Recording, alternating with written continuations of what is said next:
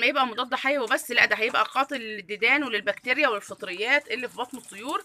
يعني هقوم الصبح حطاه على الريق كده كده، هحطه بصوا الديك قسمها اهو كلها عادي جدا، كل التوميه اهي.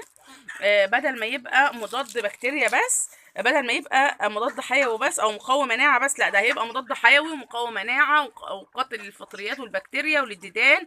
مش هيبقى عندنا ديدان ولا بكتيريا في بطن الطيور ابدا.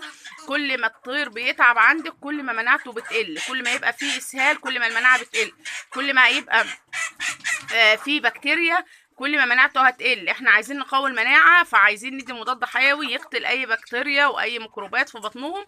هندي التوم ليه فوائد عظيمه جدا، ابحثوا عنه وشوفوا فوائده ايه. حتى للبني ادمين كمان مش للطيور بس. طيب في حاجه تانية هعملها، هتعملي مره في الاسبوع او مرتين عسل اسود على ليمون على الميه. عسل اسود او عسل ابيض، الناس اللي مش متوفر عندها العسل الابيض تقول لي غالي مكلف، عسل اسود عادي جدا ممتاز ممتاز يعني.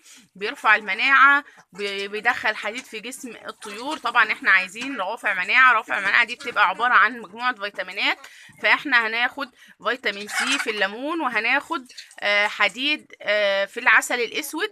هأدي سقوتين مرتين في الاسبوع عسل اسود. هتقولي طب انت كده اديتي توم، التوم ملوش علاقه بالميه، انا بدي توم اهو بعيد عن الميه، التوم ده على الاكل. انا بقول عسل اسود وليمون ده على الميه، عسل اسود وليمون حدي مرتين.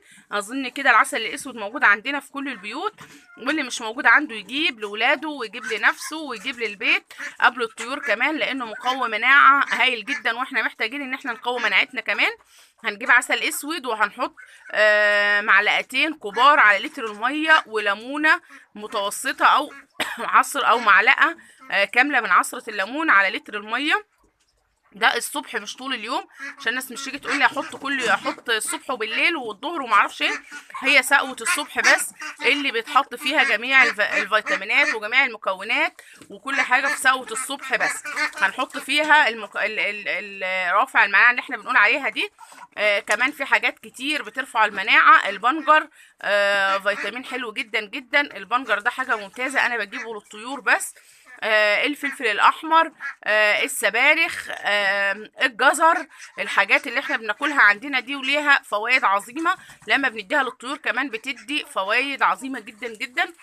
انت لو مشيتي على الثوم والعسل الاسود والليمون، دول حاجه مقويه جدا جدا للمناعه، وكمان هتلاقي طيورك في احسن حال دايما نشيطه جدا، مفيش حالات اسهال عندها.